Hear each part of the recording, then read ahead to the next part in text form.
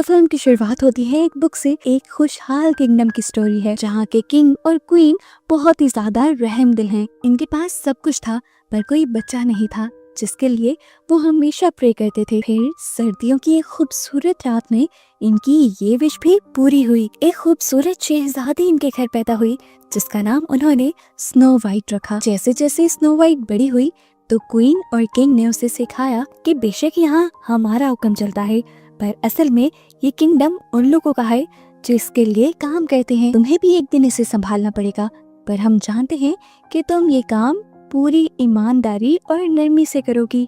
सब बहुत अच्छा चल रहा था पर एक दिन क्वीन की किसी बीमारी की वजह से मौत हो गई और ये लोग अकेले पड़ गए। फिर कुछ वक्त गुजरा और एक खूबसूरत औरत इस महल में आई। किंग उसकी खूबसूरती पर फिदा हो गए और जल्द ही किंग की उससे शादी हो गई। वो क्वीन तो बन गई लेकिन उसकी खूबसूरती उसे इस किंगडम से और किंग से ज्यादा इम्पोर्टेंट थी। उसके पास एक जादुई आईना भी था जो सिर्फ सच बोलता था। ये इवल क्वीन हमेशा उससे सवाल करती थी, बोल आईने, इस दुनिया में सबसे खूबसूरत कौन है? जब वो उस क्वीन का नाम लेता था तो वो बेइंतहा खुश हो जाती थी। एक दिन इसी आईने के जरिए उसे पता चला कि उनके किंगडम पर हमला होने वाला है। इस जंग के लिए किंग अपनी आर्मी को लेकर तो निकल जाते हैं पर उस दिन के बाद किंग कभी लौट कर नहीं आए और ऐसे इस इवल क्वीन का राज और जुल्म बढ़ते चले गए। स्नो वाइट की हैसियत भी इस महल में एक काम करने वाली जितनी रह गई। सालों गुजर जाते हैं और लोग ये भी भूल जाते हैं कि उनकी स्नो वाइट नाम की कोई प्रिंसेस भी थी। इवल क्वीन की सख्तियों की वजह से किंगडम में बुराइयां फैलना शुरू हो जाती हैं और भूखमरी भी फैल जाती है। एक दिन जब स्नो वाइट कैसल की सफाई में बिजी थी तो वहाँ जोनाथन नाम का एक लड़का घुस आया। वो यहाँ से सामान चुरा रहा था।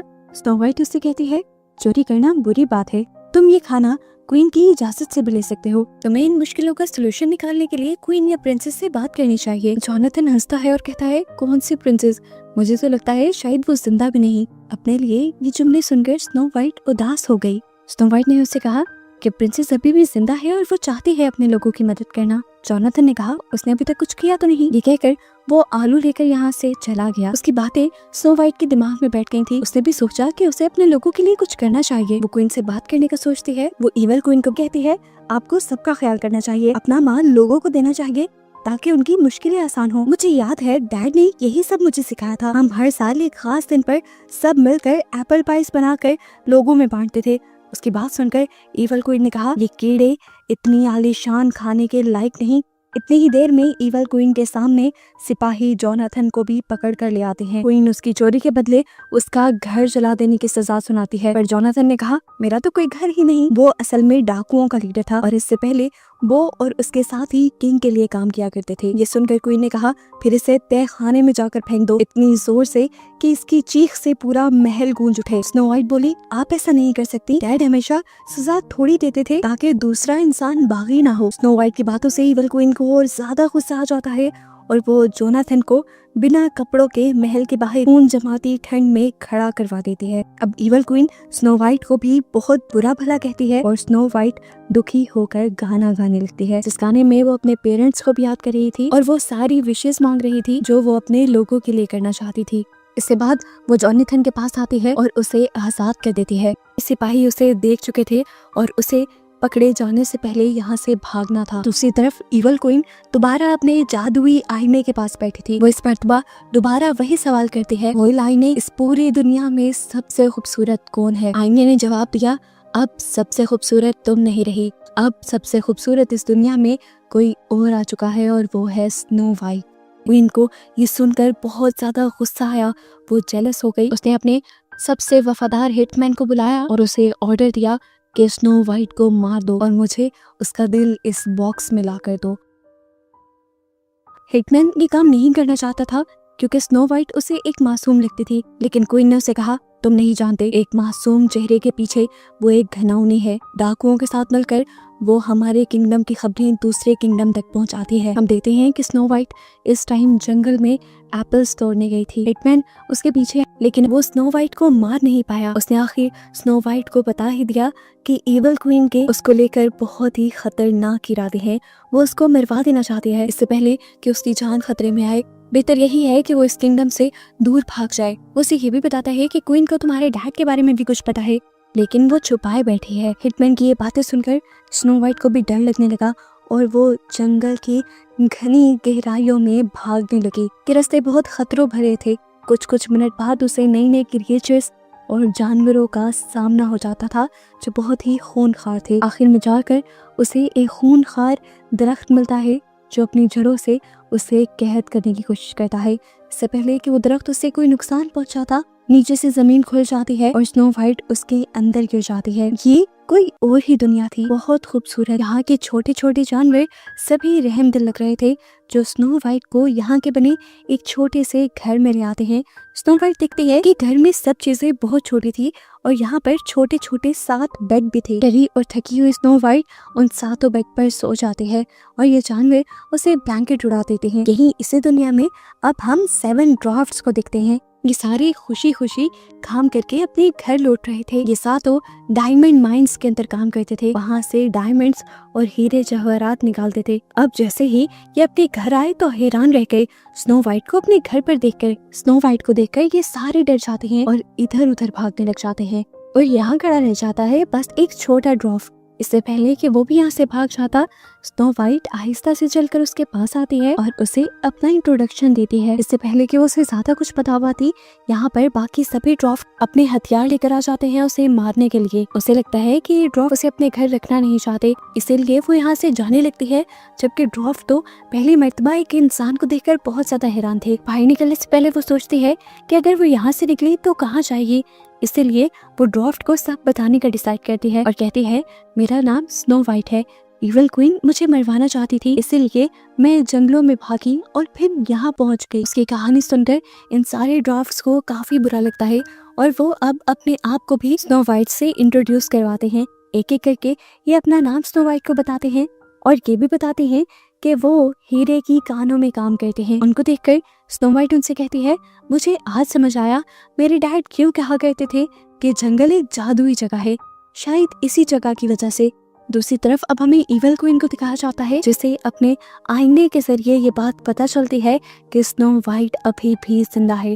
वो जैसे ही हिटमैन का दिया ज्वेलरी बॉक्स खोल कर दिखती है तो उसमें एक एप्पल था। उसे हिटमैन के इस धोखे पे बहुत ज्यादा गुस्सा आता है। वो अजीब से अंदाज में गुर्राती है कि मुझे धोखा देने वाला बचेगा नहीं। अपने सिपाहियों के जरिए उसने हिटमैन को यहाँ बुला लिया था। बेरहमी से वो हिटमैन को मार देती। हिटमैन जानता था और उसने अपनी मौत कबूल भी कर ली थी, लेकिन मरने से पहले वो इविल क्वीन से ये कहता है कि अगर कतरा भर भी उसके दिल में रहम है तो वो स्नो वाइट को छोड़ दे। क्वीन उसकी बात नहीं सुनती। हिटमैन को भी वो खाई में फेंकने का ऑर्डर दे देती है और अपने सिपाहियों से स्नो वाइट को जंगल से ढूंढ के लाने का हुक्म देती है। जबकि यहाँ स्नो वाइट को दिखाया जाता है वो ड्राफ्ट के साथ थी। आज उसकी सुबह बाकी सुबहों से काफी अलग थी। ये ड्राफ्ट रोज की तरह आपस में गिरते पड़ते लड़ रहे थे और एक छोटे ड्राफ्ट को अपने मजाक का निशाना बना रहे थे। ऐसे वो बेचारा उदास होकर बाहर चला गया और स्नो वाइट ने ये महसूस कर लिया। अच्छी स्नो वाइट ने उसे समझाया, देखो ऐसे उदास होना मसलों का हल नहीं, हमें हर चीज का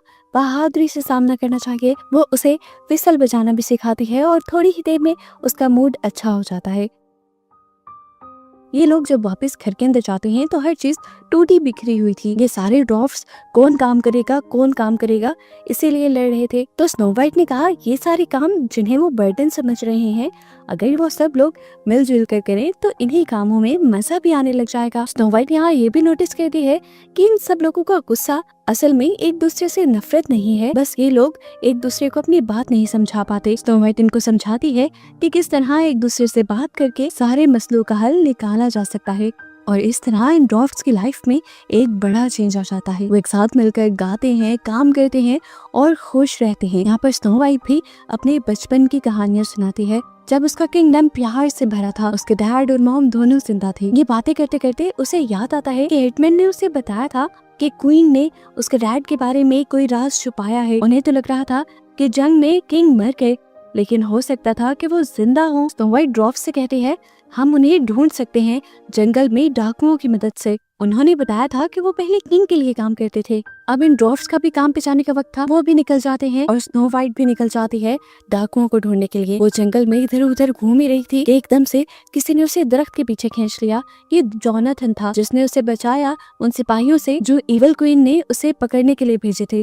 स्नो वाइट यहाँ पर जोनाथन को बताती है, मुझे लगता है कि डैड गिनी किंग अभी जिंदा है। जोनाथन उससे कहता है, हो सकता है, कुछ मैंने भी ये सुना था कि जिस किंगडम के साथ किंग लड़ने के लिए गए थे वहाँ पर किंग को कैद करके रखा गया है, लेकिन कहाँ ये मैं नहीं जानता। अभी ये लोग बात ही कर रहे होते हैं कि यहाँ पर जोनाथन के बाकी सारे साथी भी आ जाते हैं जो स्नो वाइट को बहुत ही रिस्पेक्ट से मिलते हैं। इससे पहले कि ये लोग किंग को ढूंढने का कोई बेहतर प्लान बना पाते, यहाँ पर बहुत सारे सोल्जर्स आ जाते हैं जिन्होंने स्नो वाइट को देख लिया था। जोनाथन और उसके सभी साथी बिना हिचकिचाहट के स्नो वाइट को बचाने का फैसला करते हैं। शाही सिपाहियों से लड़ने के लिए वो सारे आगे आ जाते हैं और स्नो वाइट को वहाँ से भागने को कहते हैं, लेकिन शाही सिपाही बहुत ज्यादा थे और ये डाकू थोड़े से। स्नो वाइट को इन लोगों की भी टेंशन होने लगी, इसलिए उसके जहन में एक चाल आई। उसने जाकर सारे ही शाही सिपाहियों के घोड़े खोल दिए, जिससे उन लोगों के अंदर अफरा तफरी मच गई और उन डाकुओं को भागने का थोड़ा सा वक्त मिल गया। जिसके बाद स्नो वाइट एक बड़ी सी पहाड़ी के ऊपर चढ़कर चिल्लाई, जिससे सभी सिपाहियों का ध्यान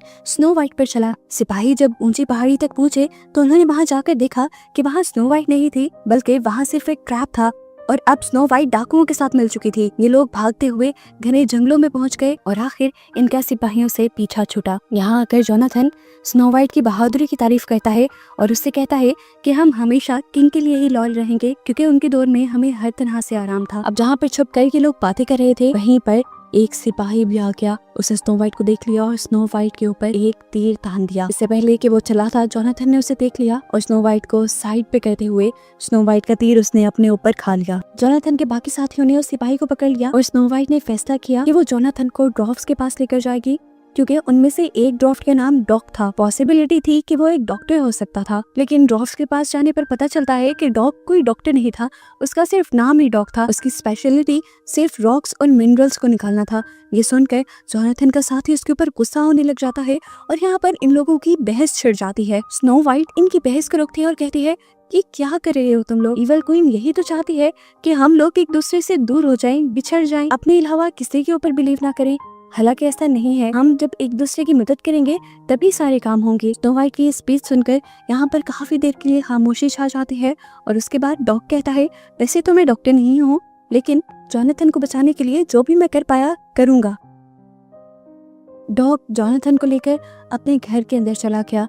काफी देर बाद जब वो बाहर निकला तो उसके चेहरे पर उदासी थी। सभी उसे सवालिया नजरों से देख रहे थे, लेकिन इससे पहले कि वो कुछ बोलता, पीछे से जोनाथन जिंदा वापस निकल आता है, जिसे देखकर ये सभी खुश होते हैं।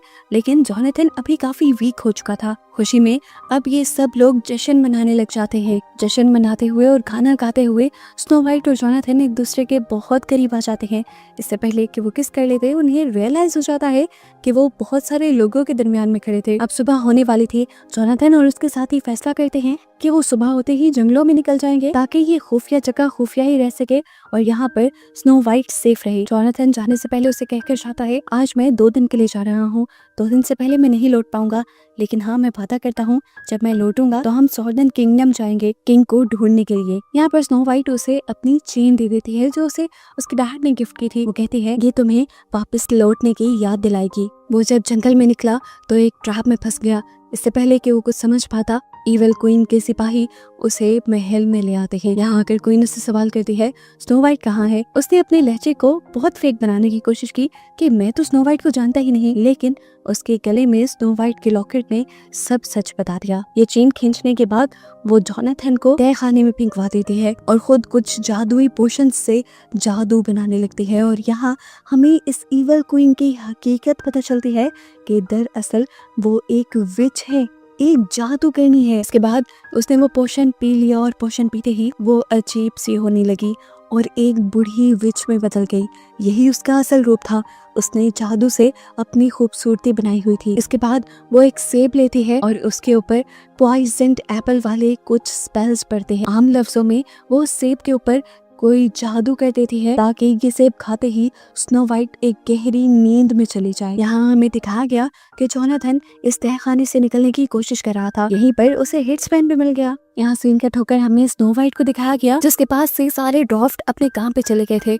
वो भी अपने डैड को ढूंढने के लिए जाना चाहती थी, लेकिन तभी यहाँ पर एक बूढ़ी लेडी आ गई। स्नो वाइट उसे पहचान नहीं पाई और इस बूढ़ी लेडी जो कि असल में विच है, उसने स्नो वाइट को स्नो वाइट का लॉकेट देते हुए बताया कि जोनाथन एक बड़ी मुसीबत में है। स्नो वाइट अपना लॉकेट देखकर समझ गई कि उसे जोनाथन को बचाना चाहिए। वो यहाँ से जाने ही वाली थी, पर विच ने उसे रोक लिया। वो उसे एक सेब देती है और कहती है, इसे खा लो, इससे तुम्हारी एनर्जी बनी रहेगी। वैसे भी तुम्हारे डैड कहा करते थे कि प्यार से हर मुश्किल को हराया जा सकता है। अपने डैड की इमोशनल बातें सुनते हुए वो विच की चाल में आ गई और उसने उस सेब को खा लिया। यहाँ हम देखा कि ड्वार्फ्स के सारे परिंदे और जानवर जल्दी से ड्वार्फ्स को स्नो वाइट के मुसीबत में होने के बारे में बताने के लिए गए। यहाँ स्नो वाइट ने जैसे ही वो सेब खाया तो उसकी आंखों के आगे अंधेरा छाने लगा, उसे चक्कर आने लगे।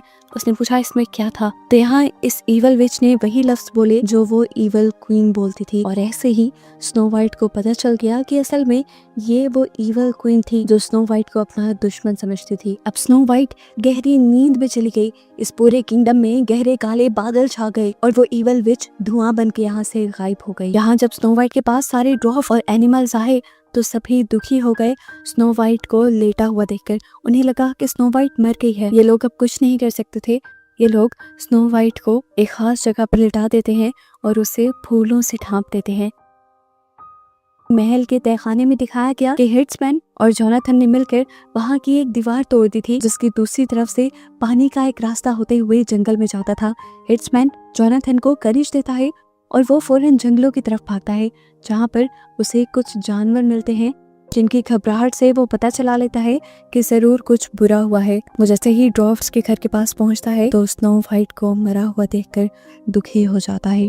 दुख में चूर वो स्नो वाइट के पास जाकर बैठा और उसने स्नो वाइट को किस की। जोनाथन की किस करते ही स्नो वाइट को होश आ गया और इन सभी के अंदर खुशी की एक लहर दौड़ गई। होश में आते ही उसने जोनाथन को बताया कि असल में ये सब कुछ ईवल क्वीन की वजह से हो रहा है।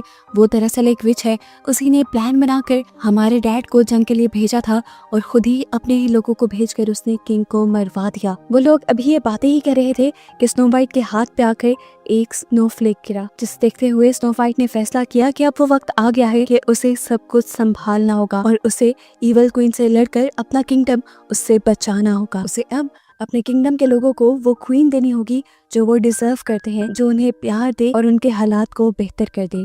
स्नो वाइट जैसे ही अपने किंगडम में वापस लौटती है तो लोगों के अंदर उसे देखकर उम्मीद की एक किरण जाग जाती है और सभी स्नो वाइट के पीछे पीछे महल के सामने पहुंच जाते हैं। किंगडम के लोगों को और स्नो वाइट को बागी देखकर ईवल क्वीन खुद नीचे उतर के आती है। एक हाथ में वो तलवार पकड़ती है और एक हाथ में वो खूबसूरत गुलाब पकड़ती है और इन लोगों से कहती है, देखो खूबसूरती और ताकत ही तख्त के काबिल होते हैं। फिर वो रोज को एक फूंक से जला देती है और कहती है, अब देखो सिर्फ ताकत ही बची है तख्त पे राज करने के लिए। वो उसे लड़ने के लिए उकसाने लग जाती है, लेकिन स्नो वाइट लड़ने के बजाय ईवल क्वीन के सिपाहियों को ही उनका प्यारा पास्ट याद करवाने लगती है, जब वो किंग के दौर में रहम दिल हुआ करते थे। ये सब लोग एक दूसरे का ख्याल करते थे और इन सब लोगों की ही जिंदगी आसान थी। स्नो वाइट उनसे कहते हैं, 7 अरसे पहले की बात तो नहीं वो कि जब इस किंगडम में अमन था, सब लोग खुश थे, सबको इंसाफ मिलता था। बस मैं वही दोबारा लेना चाह रही हूँ इस किंगडम के लिए। ईवल क्वीन के सारे सिपाही अब अपने हथियार गिरा देते हैं और ये शो कहते हैं कि वो अब स्नो वाइट का साथ देंगे। क्वीन ये देखते हुए कि उसकी ताकत तो उसके हाथ से जा रही है, वो स्नो वाइट के ऊपर ही हमला करने लगती है, लेकिन ठीक वक्त पर कोई उसका चाकू ही तीर से उसके हाथ से गिरा देता है और देखने को मिलता है कि ये असल में एक ड्वार्फ था जिसने स्नो वाइट की जान बचाई थी। अब यहाँ पर सभी ड्वार्फ भी आ जाते हैं जो स्नो वाइट और लोगों का साथ देने के लिए खड़े हुए थे। क्वीन गुस्से में महल के अंदर जाती है, जहाँ उसका वो जादुई आईना था।